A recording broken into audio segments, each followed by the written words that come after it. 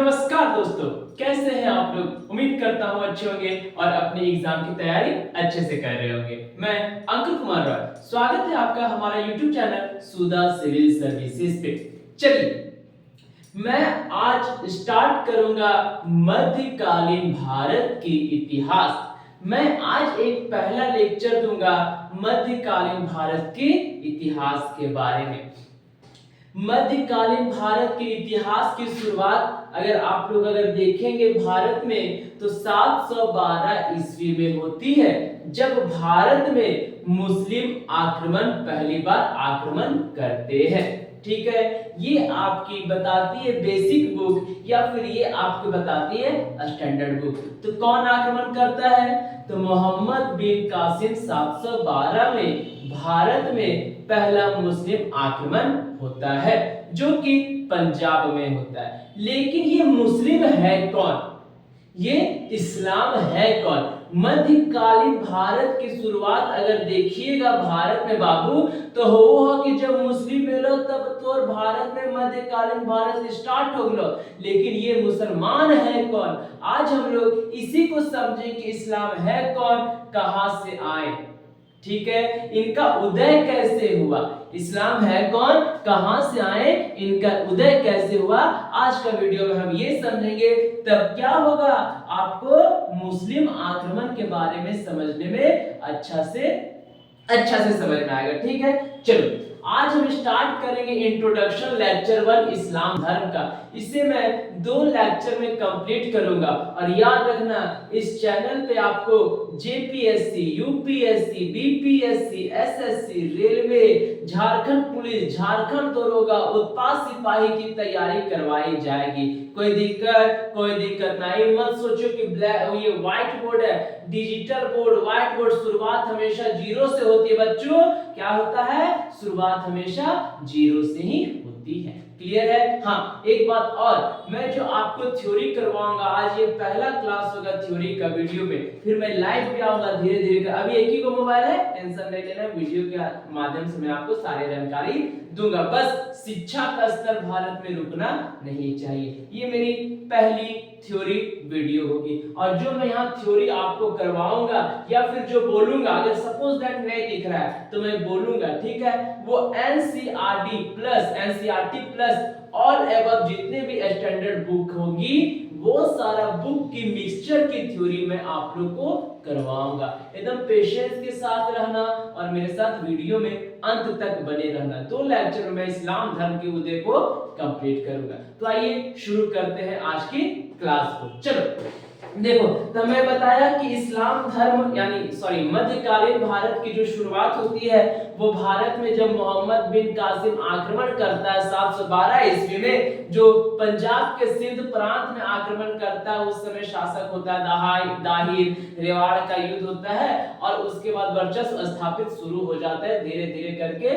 मोहम्मद बिन कासिम से लेकर के मोहम्मद गौरी आएगा, मोहम्मद गजनवी आएगा, धीरे धीरे मुस्लिम साम्राज्य की स्थापना भारत में होते जाती है। लेकिन ये मुस्लिम है कौन? इस्लाम धर्म कहां से आया, कैसे आया, इसका उदय कैसे हुआ, कौन कब कैसे ज्ञान की प्राप्ति हुई, ये सारी जानकारी मैं आज की वीडियो में पहले लेक्चर में दूंगा। तो चलिए कोशिश करते हैं समझने का। और मैं कोशिश क्या करूंगा बाबू, अपन भाषा में समझावे के, जे तू हमरा देखे ती तुझे भाषा में समझ सकोए, समझ लियो। चलो देखो, शुरुआत करते हैं इस्लाम धर्म का उदय। ये मत समझना व्हाइट बोर्ड पर है, बस ये समझना कि मैं क्या आप लोग को बताना चाह रहा हूं। क्लियर है? बस सटीक जानकारी मैं आप लोग को दूंगा। चलो देखो, इस्लाम धर्म का उदय। इस्लाम धर्म का संस्थापक किन्हें माना जाता है? तो इस्लाम धर्म का जो संस्थापक माना जाता है वो हजरत मोहम्मद को माना जाता है। किन्हें माना जाता है? तो इस्लाम धर्म के संस्थापक हजरत मोहम्मद थे,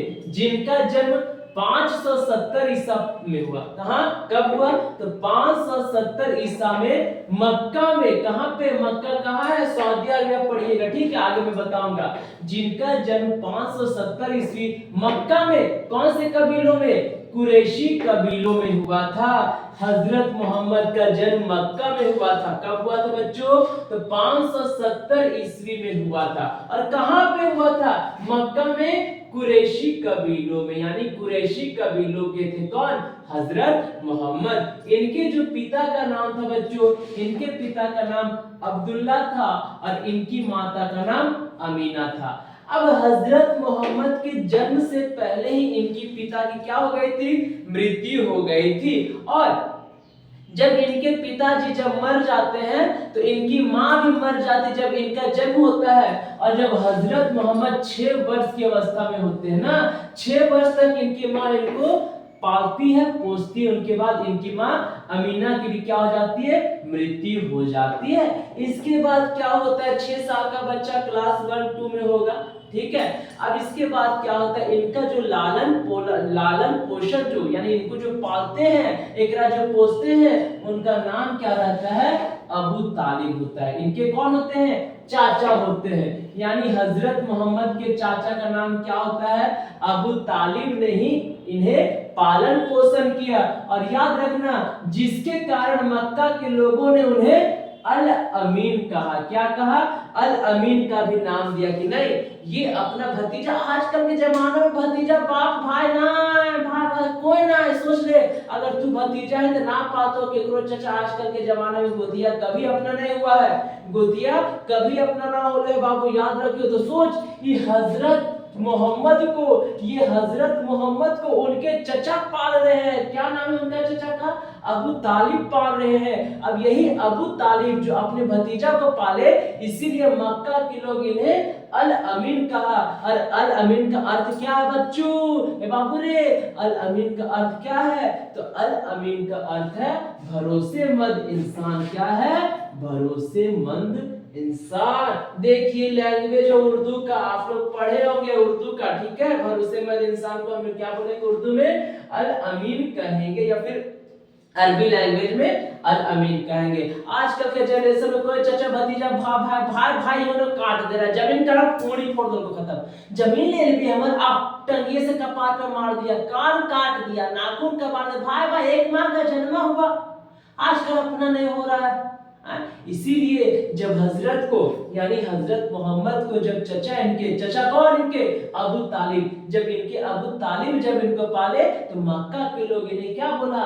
भरोसेमंद इंसान बोले। यहाँ तक कोई दिक्कत है? तभी से भी दिक्कत रचेगा बोलियो। अब चलिए क्या होता है, 25 वर्ष की आयु में उनकी शादी करा दी जाती है। किनके साथ? खदीजा के साथ। यानी हजरत मोहम्मद की पत्नी कौन? खदीजा। और यही रहती है उनकी पत्नी जो उन्हें पैगंबर के रूप में जानती है, यानी पैगंबर के रूप में पहचाना, यानी हजरत मोहम्मद पैगंबर। तो पैगंबर के रूप में कौन पहचाना? तो सर मेरे पति जो है वो पैगंबर के रूप में पहचानने वाले उनकी पत्नी हजरत मोहम्मद, सॉरी उनकी पत्नी खदीजा होती है। जैसे अभी हम लोग बोलते हैं ना, हम लोग में क्या, अब हम लोग में देखो क्या होता है, कुछ ना कहो मेरे पति को, मेरे देवता को भला है बुरा है जैसा भी है, मेरा पति मेरा देवता है, कह रहे ना। तो ठीक इसी तरह कौन? यही हजरत मोहम्मद को उनकी पत्नी कौन? खदीजा। और पत्नी कौन? खदीजा अपने पति को क्या पहचानी? पैगंबर के रूप में पहचाना कि नहीं यही पैगंबर है। तो कौन पहचाना पैगंबर मोहम्मद, पैगंबर को? तो उनकी पत्नी खदीजा ने पहचाना। यहाँ तक कोई दिक्कत है? तो नहीं सर कोई दिक्कत नहीं, कोई दिक्कत नहीं। चलो अब देखो क्या होता है, हजरत मोहम्मद को 610 ईस्वी में मक्का के पास, कहां बाबू? मक्का के पास हीरा नामक गुफा में, कहां? मक्का के पास हीरा नामक गुफा में उन्हें ज्ञान की प्राप्ति हुई थी। देखो कब हुआ था ज्ञान की प्राप्ति? 610 ईस्वी में। और जन्म कब हुआ था? 570 ईस्वी में। जन्म कब? 570 ईस्वी में। और इनको ज्ञान की प्राप्ति कब हुई? तो 610 ईस्वी में। कहां पे? तो मक्का के पास हीरा नामक गुफा में उन्हें ज्ञान की प्राप्ति हुई थी। क्लियर है? देखो याद रखना दोस्तों, मैं जो आप लोगों को पढ़ा रहा हूं ना, या फिर मैं जो आपको थ्योरी करवा रहा हूं ना, ये भले आप लोग को बोर्ड में नहीं दिख रहा है, भले आपको बोर्ड में छोटा छोटा गुच्ची गुच्ची को दिख रहा होगा, लेकिन मेरी बातें तो आप लोग तक पहुंच रही है ना, मेरी बातें आप लोग तक पहुंच रही है। चलो अब देखो क्या होता है, उन्हें ज्ञान की प्राप्ति कब हुई थी? 610 ईस्वी में हुई थी। कहाँ हुई थी? तो हीरा नामक गुफा में उन्हें ज्ञान की प्राप्ति हुई थी। अब जब वो ज्ञान की प्राप्त मतलब जब उनको ज्ञान की प्राप्ति हुई तो ये ज्ञान की प्राप्त करने के बाद वो 23 वर्ष तक जीवित रहे थे। यानी 610 से 623 यानी 23 और 10 कितना हो गया? 633 ईस्वी तक क्या हुआ था? ये जीवित रहे थे। ज्ञान प्राप्ति के बाद ये 23 वर्ष तक जीवित रहे थे। कोई दिक्कत? तो सर कोई दिक्कत नहीं।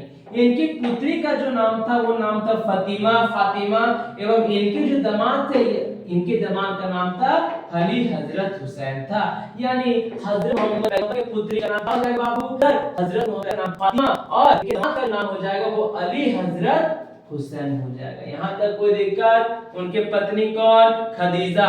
माता कौन? अमीना। पिता कौन? अब्दुल्ला। चचा कौन? अबू तालिब। अल अमीन का मतलब क्या होता? सर अल अमीन का मतलब होता भरोसेमंद इंसान। इसकी पत्नी खदीजा। इनको पैगंबर के रूप में कौन माना? सर इनको पैगंबर के रूप में इनकी पत्नी मानी। इनकी बेटी कौन? फातिमा। इनका दामाद कौन? तो इनका दामाद अली हजरत हुसैन था। इनको ज्ञान की प्राप्ति कहाँ हुई? तो हीरा नामक गुफा। कहाँ पे? तो मक्का में। कब हुई? 610 ईसा में हुआ। यहाँ तक कोई दिक्कत? थोड़ा सा भी दिक्कत हो तो चेंगा तो बोलिए ना सर कोई दिक्कत ना हो। तो बहुत अच्छा। चलो अब देखो एक नोट क्या है समझने का कोशिश करना। नोट क्या है? ठीक है, देखो क्या बोलता है नोट। आप आई थिंक आप लोगों को दिख रहा होगा, अगर नहीं दिख रहा है तो चलो मैं पढ़ता हूँ। 24 सितंबर 622 ईस्वी को मोहम्मद ने मक्का से मदीना की यात्रा की थी। कब की थी? तो मक्का से मदीना का यात्रा किए थे। कौन? तो मोहम्मद पैगंबर ने, जिसे इस्लाम जगत में मुस्लिम संवत या फिर हिजरी संवत का नाम से जाना जाता है। जब हजरत मोहम्मद पैगंबर ने 622 ईस्वी में, कब?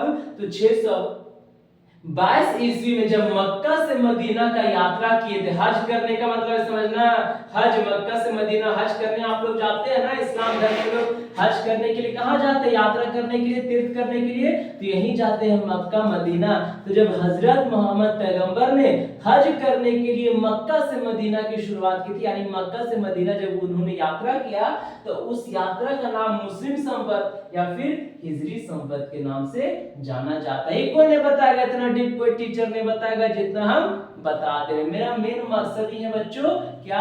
तो मेरा मेन मकसद ही है आप लोग को डीप नॉलेज देना, और एनसीईआरटी प्लस स्टैंडर्ड बुक दोनों का मिक्स मैं आप लोग को आज दे रहा हूं। चलो यहाँ तक कोई दिक्कत? हिजरी संवत मक्का से मदीना तक हजरत मोहम्मद पैगंबर ने यात्रा किया, इसलिए इन्हें हिजरी संवत कहा गया। यहाँ तक कोई दिक्कत? सब कोई दिक्कत नहीं है। चलो आगे बढ़ते हैं। देखो हिजरी संवत 354 दिन का होता है। कब? कितना दिन का होता है बच्चों? तो सर हिजरी संवत 354 दिन का होता है।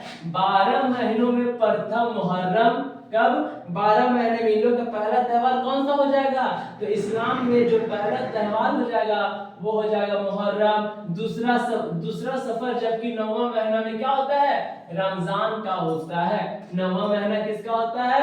रमजान का होता है। दूसरा सफर का हो जाता है, और जबकि 9वां महीने में रमजान का होता है। नमाज के अवसर पर मक्का की ओर दिशा को क्या कहा जाता है? किबला कहा जाता है। जब आप रमजान रखे होंगे, अगर जैसे ईद आया तो ईद में क्या होते हैं? सब लोग ने रमजान रखा होगा, सबने ही रखे हैं, सब रखे हैं। तो उस समय रमजान के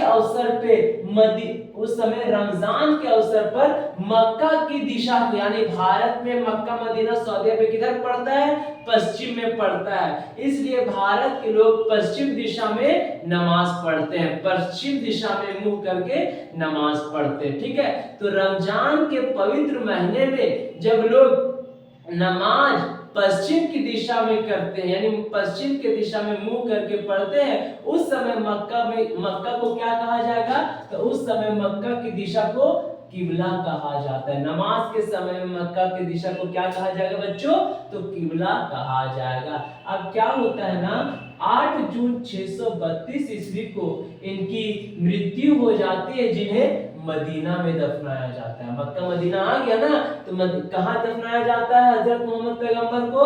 तो मदीना में दफनाया जाता है। इनकी मौत कब होती है? तो 8 जून 632 ईस्वी को हजरत मोहम्मद की मृत्यु हो जाती है और इन्हें मदीना में दफनाया जाता है। अब ये मदीना में क्या होता है? दफनाया गया, अब इनकी मौत हो जाती है। याद रखना गौतम बुद्ध मर गए, याद रखना जैन धर्म मर गए, और इनके मरने के बाद क्या होता है? इनका धर्म कमजोर हो जाता है। कहा जाता है बाबू, तो कमजोर हो जाता है। मरने के बाद ही घर का बंटवारा, जैसे मान के चलो भाई भाई बंटवारा, जिस घर में बंटवारा हो गया घर कमजोर हो गया।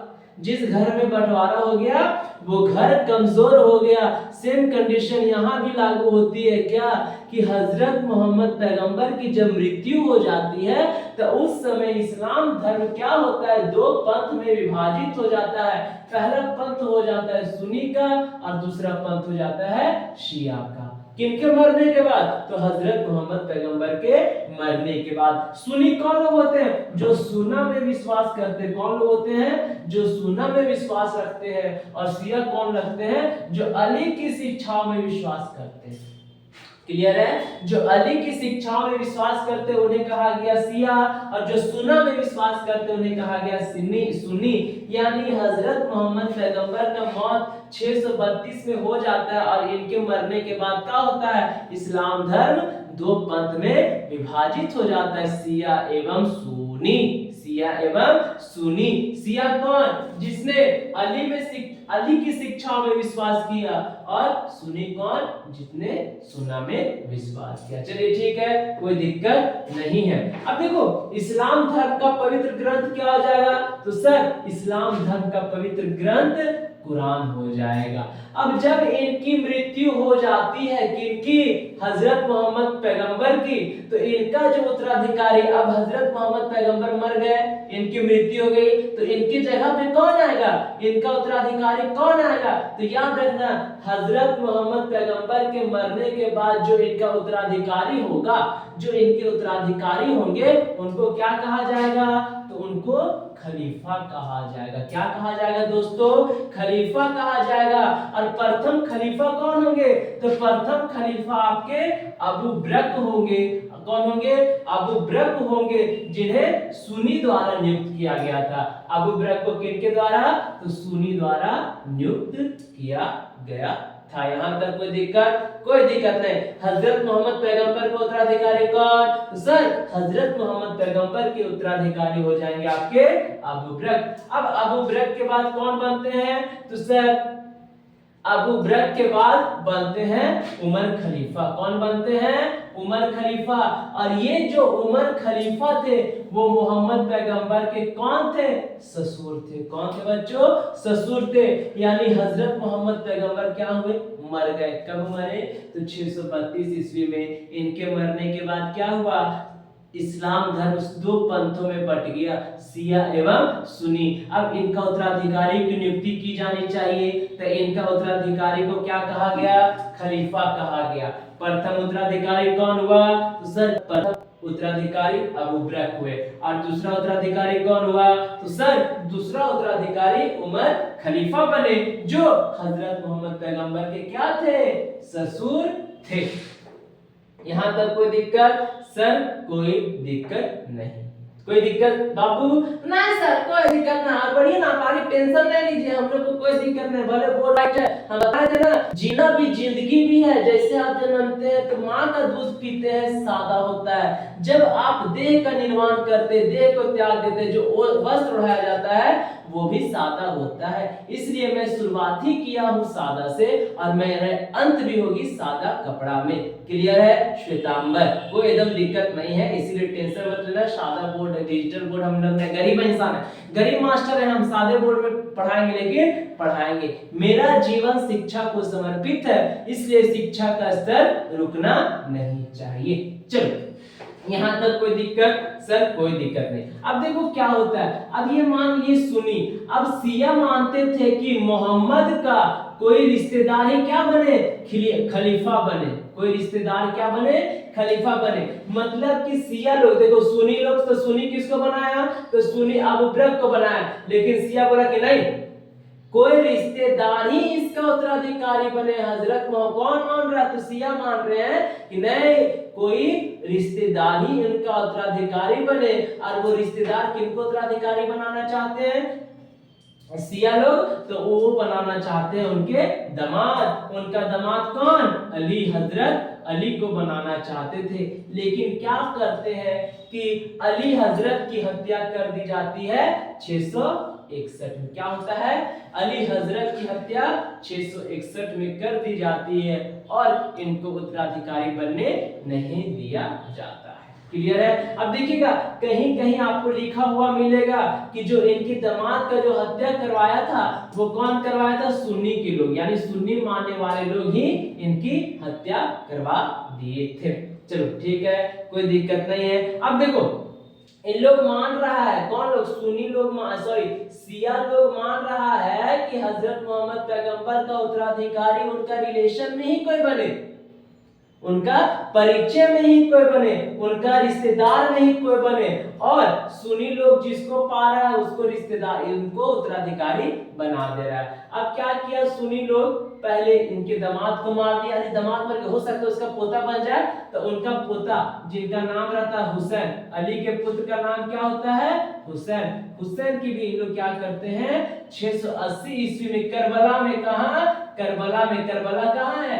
इराक में हत्या करवा दिया जाता है। अब देखो ये जो हत्या करवाया जा रहा है, आई थिंक अगर देखिएगा थोड़ा डीप में जाइएगा तो यहाँ समझ में आएगा कि सुन्नी लोग ही ने इनके बेटे और इनके पोते को हत्या करवा दिया था ताकि इनके कोई भी रिश्तेदार इनका उत्तराधिकारी नहीं बन सके। क्लियर है? तो इनकी दामाद की हत्या कब हुई थी? तो सर इनकी दामाद की हत्या 661 में हो गई थी। हजरत मोहम्मद पैगंबर का नाम? तो सर हजरत मोहम्मद पैगंबर का नाम हुसैन था। कोई दिक्कत? थोड़ा सा भी कोई दिक्कत? कोई दिक्कत नहीं था। अली के पुत्र जो हुसैन थे उनकी हत्या 680 ईस्वी में करबला इराक में कर दिया गया। यहाँ तक कोई दिक्कत नहीं। अब देखो 661 के मरने के बाद क्या होता है ना, इस्लाम धर्म जो शिया और जो सुन्नी चल रहे होते हैं वो क्या करते हैं कि मुआविया ने सीरिया में दमश्क में उमैयद खलीफा की स्थापना कर दिया जाता है। कोशिश करना कि इनके मरने के बाद क्या होता है, खलीफा की उपाधि खत्म हो जाएगी। अब खलीफा की जब उपाधि खत्म हो गई तो उसके जगह पे क्या होगा, उमैयद खलीफा की स्थापना होगी। और यही उमैयद खलीफा का स्थापना कौन करेगा, तो मुवैहा। कौन करेगा बच्चों, मुवैहा ने सीरिया में दमश्क में उमैयद खलीफा की स्थापना करते हैं। और वो कब करते हैं, तो इनके दामाद के मरने के बाद। चलिए यहाँ तक कोई दिक्कत है, तो कोई दिक्कत नहीं है। चलो आगे बढ़ते हैं। इस्लाम में खलीफा का पद 1924 ईस्वी तक रहा। खलीफा का पद कब तक रहा, तो 1924 ईस्वी तक रहता है। उसके बाद इस पद को तुर्की शासक मुस्तफा कमाल पाशा, कौन, और खलीफा के पद को 1924 में खत्म कर दिया जाता है। और खलीफा के पद को खत्म कौन करता है, 1924 में कौन करता है, तो तुर्की के शासक। तो तुर्की के शासक कौन है, तो सर तुर्की के शासक मुस्तफा कमला पाशा ने खलीफा के पद को 1924 में खत्म कर दिया। अब देखो क्या होता है, सर्वप्रथम पैगंबर साहब का जीवन चरित्र इब्न इशाक ने लिखा था। कौन लिखा था बच्चों, इब्न इशाक ने लिखा था। सर्वप्रथम पैगंबर साहब का जीवन चरित्र इब्न इशाक ने लिखा था। भारत में इस्लाम धर्म का आगमन 712 ईस्वी में हुआ, जिसमें उमैयद खलीफा के सेनापति मोहम्मद बिन कासिम थे। कोई दिक्कत, तो भारत में 712 ईस्वी में इस्लाम धर्म का आगमन होता है, जिसमें उमैयद खलीफा के सेनापति मोहम्मद बिन कासिम होते हैं। कौन उमैयद खलीफा, देख उमैयद खलीफा की स्थापना की जाती है।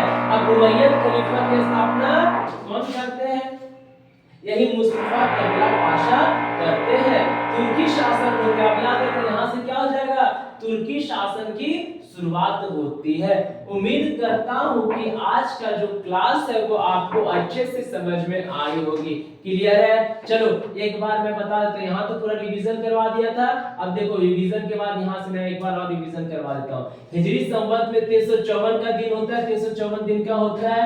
12 महीने में प्रथम हो जाता है मुहर्रम, दूसरा सफर, जबकि 9वां महीना रमजान का होता है। कोई दिक्कत नहीं है सर। नमाज के अवसर पर मक्का की ओर दिशा को क्या बोलते हैं? तो सर मक्का की दिशा को किबला कहा जाता है। कोई दिक्कत नहीं होता है सर। 8 जून 632 ईस्वी को इनकी हजरत मोहम्मद की मृत्यु हो जाती है, जिन्हें मदीना में दफनाया जाता है। हजरत मोहम्मद पैगंबर की मृत्यु के बाद क्या होता है? इस्लाम धर्म दो पंथों में बंट जाता है, सुन्नी और शिया। सुन्नी जो होते हैं वो सुन्ना में विश्वास करते हैं और शिया जो होते हैं वो अली की शिक्षाओं में विश्वास करते हैं। कोई दिक्कत सर? कोई दिक्कत नहीं होता है। इस्लाम धर्म का पवित्र ग्रंथ कौन? कुरान। इनके उत्तराधिकारी कौन होते हैं? तो हजरत मोहम्मद पैगंबर के मरने के बाद इनका जो उत्तराधिकारी होते हैं उन्हें खलीफा कहा जाता है। जो प्रथम खलीफा बनते हैं वो अबू बकर बनते हैं। प्रथम खलीफा कौन? अबू बकर। अब अबू बकर कौन इनको नियुक्त किया जाता है? तो सुन्नियों के द्वारा, यानी सुन्नी के द्वारा अबू बकर की नियुक्ति की जाती है। दूसरा खलीफा कौन? तो उमर खलीफा। दूसरा खलीफा कौन? उमर खलीफा। यही उमर खलीफा जो होते हैं बच्चों, तो क्या करो, यही उमर खलीफा हजरत मोहम्मद पैगंबर के ससुर होते हैं। कोनो दिक्कत सर? कोनो दिक्कत नहीं। कोनो दिक्कत सर? कोनो दिक्कत नहीं है। अब देखिए क्या होता है। अब शिया मानते थे, कौन? ये शिया मानते थे ना कि खलीफा जो बने हजरत मोहम्मद पैगंबर का कोई रिश्तेदार ही बने। तो शिया लोग बोले कि काम करते हैं, इनके जो दामाद है उन्हीं को हम बना देते हैं उत्तराधिकारी यानी खलीफा। लेकिन सुन्नी लोग क्या करता है, इसकी बात को सहमत नहीं होता है और इनकी मृत्यु करवा दी जाती है। 661 में हजरत मोहम्मद पैगंबर का जो दामाद होता है उनको खत्म कर दिया जाता है और हजरत मोहम्मद पैगंबर का जो नाती होता है, अली के जो पुत्र होते हैं जिनका नाम हुसैन रहता है, इनकी भी हत्या 680 ईस्वी में करबला कहाँ? इराक में कर दिया जाता है। कौन दिक्कत सर? कौन दिक्कत नहीं है। अब देखना इस्लाम में खलीफा का पद कब तक चला? तो 1924 ईस्वी तक चलता है। उसके बाद इस पद को तुर्की शासक मुस्तफा कमला पाशा ने समाप्त कर दिया। अब यही तुर्की शासक मुस्तफा कमला पाशा ने खलीफा के पद को समाप्त करके एक नया खलीफा का पद स्थापना करता है जिनका नाम रहता है उमैयद खलीफा। अब उमैयद खलीफा मुवाइहा ने सीरिया में, कहां पे? मुवाइहा ने सीरिया के दशमिक में उमैयद खलीफा की स्थापना करता है। उस समय सीरिया दशमिक सब तुर्की में होता, ऑटोमन एम्पायर आप लोग पढ़े होंगे। यहां तक कोई दिक्कत नहीं है सर। अब देखो क्या कहा जाता है। सर्वप्रथम पैगंबर साहब का जो जीवन चरित्र लिखा गया वो कौन लिखे? तो इब्न इशाक ने लिखा था। यानी सबसे पहले मोहम्मद पैगंबर का जो बायोडाटा, जो जीवन चरित्र लिखे वो कौन लिखे? इब्न इशाक लिखे। अब यही देखो, यही इस्लाम धर्म जो होता है उदय होता है और भारत में इस्लाम धर्म का आगमन 712 ईस्वी में हुआ, जिसमें उमैयद खलीफा जिसमें उमैयद खलीफा के सेनापति मोहम्मद बिन कासिम आक्रमण करते हैं। ये आपकी हो गई मध्यकालीन भारत का पहला अध्याय इस्लाम धर्म का उदय। ये लेक्चर नंबर 1 था। उम्मीद करूंगा दोस्तों कि आपको लेक्चर नंबर 1 अच्छे से समझ में आई होगी। क्लियर है? अच्छे से समझ में आई होगी। मैं इस लेक्चर को अगला वीडियो में कोशिश करूंगा कंप्लीट करने का। मेरा ये चैनल नया है, मैं कोशिश करूंगा कि आप लोग मेरे से जुड़ जाएं ताकि मैं आपको एकदम सागर की गहराई से गहराई अपना प्यार तक की शिक्षा दे सकूं। यानी बोलने का मतलब है कि डीपली नॉलेज में आप लोग को दे सकूं। देखो ज्ञान तो आपको किताब में भी लिखा हुआ है, लुसेंट में भी लिखा हुआ है, स्टैंडर्ड बुक में भी लिखा हुआ है, लेकिन कैसे पढ़ना है, क्या पढ़ना है, कितना पढ़ना है, वो सारी जानकारी मैं दूंगा और मेरे हिसाब से सब पढ़ना है। क्या ना, मेरे हिसाब से सब पढ़ना, हाँ लेकिन इंपॉर्टेंट एग्जाम ऑफ व्यू से जो होता है मैं वो भी बताते चलूंगा और सारी जानकारी इसी तरह मैं आप लोग को देते चलूंगा। अल अमीन का मतलब भरोसेमंद इंसान होता है, जो मैं आपको टोटल ये बता दिया हूँ। चलिए कोई दिक्कत नहीं है, आप लोग को ये लिखा हुआ समझ में नहीं आ रहा होगा या नहीं दिख रहा होगा, कोई दिक्कत नहीं है, मेरे ख्याल से दिख रहा होगा, अगर नहीं दिख रहा होगा तो फिर भी मैं पढ़ते हुए आप लोगों को थ्योरी बताते हुए चला हूं, ठीक है। ये जो notes full to page NCERT and all above standard book की है। उम्मीद करता हूं कि आज का वीडियो आपको अच्छे से समझ में आई होगी। मैं कोशिश करूंगा कि मैं आप लोग को लाइव आके पढ़ाऊं, क्यों, क्योंकि मेरे पास एक ही मोबाइल है जिसके कारण मैं रिकॉर्ड करता हूं, ठीक है। अभी गरीब मास्टर है, शुरुआत हमेशा शून्य से होती है बच्चों, कब, शुरुआत हमेशा शून्य से होती है, अचानक कोई बड़ा नहीं होता है। बड़ा बनने के लिए संघर्ष करना पड़ता है, या फिर सपना बड़ा होना चाहिए, या फिर इंसान की सोच बड़ी होनी चाहिए। तो बड़ी बनने के लिए, बड़ा बनने के लिए, सपना बड़ा देखने के लिए क्या करना, आपको संघर्ष करना होगा। और संघर्ष हमेशा शुरू से ही होती है, संघर्ष की शुरुआत हमेशा जीरो से ही होती है। और बड़ा महान आदमी भी पहले संघर्ष करके जीरो से स्टार्ट करता है। किसी भी चीज में जाइएगा तो आपको जीरो से ही स्टार्ट करनी पड़ती है। आई होप ये वीडियो आप लोग को अच्छी लगी होगी। अगर चैनल पे आप लोग नए हैं तो चैनल को सब्सक्राइब करना, लाइक करना, शेयर करना और ज्यादा से ज्यादा दोस्तों तक शेयर करना। उम्मीद करूंगा, फिर से एक बार मैं बोलता हूँ कि ये जो नोट्स है वो आपको अच्छे से समझ में आई होगी। दूसरे लेक्चर में इस वीडियो को मैं कंप्लीट करूंगा। तब तक आप लोग पढ़ते रहिए, मन से पढ़िए, अच्छे से पढ़िए। शिक्षा का स्तर रुकना नहीं चाहिए बच्चों, क्योंकि जैसी स्थिति अभी है वर्तमान में, शिक्षा की स्थिति एकदम चरमरा गई है। हमारा देश विकसित नहीं है, ये तो पेपर में बोला जाता है, ये तो न्यूज में बोला जाता है, ये तो हमारे राजनीतिक पार्टियों के द्वारा बोला जाता है। लेकिन अगर आप भारत के अंदर आइएगा तो सही में लगेगा वाकई में हमारा देश विकसित नहीं है, ना ही विकासशील है। अभी इसमें बहुत समय होगा, ठीक है। ये खाली न्यूज में लिख दिया विकसित देश, विकासशील देश, हमारा कुछ नहीं है। भारत कोई भी ऐसा नहीं है जिसकी स्थिति बद से बद, मतलब क्या है, भारत में ऐसे सभी लोग हैं जिसकी स्थिति बद से बदतर है। कोई बात नहीं है, उस जिंदगी बद से बदतर वाली जिंदगी को हम लोग कोशिश करेंगे कि शिक्षा के माध्यम से ही उसकी जिंदगी को अच्छे से बनाए। अगर तभी हमारा देश क्या होगा, विकासशील से धीरे धीरे विकसित होगा। अभी पूर्ण तरीके से विकासशील भी नहीं है। चलिए, उम्मीद करूंगा अच्छे लगे होगा वीडियो को लाइक करना, सब्सक्राइब करना और शेयर करना। धन्यवाद।